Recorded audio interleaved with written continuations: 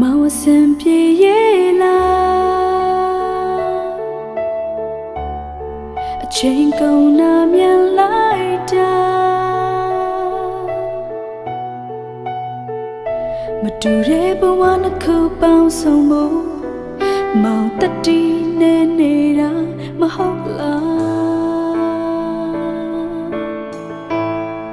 မောင်တွေဝင်နေတော့လား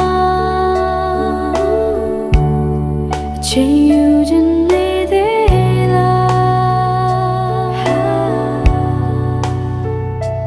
ရုတ်တရက်တခြားတရားအတွင်းနဲ့များဒီတိုင်းလမ်းခွဲကြတာတန်ရဲ့လား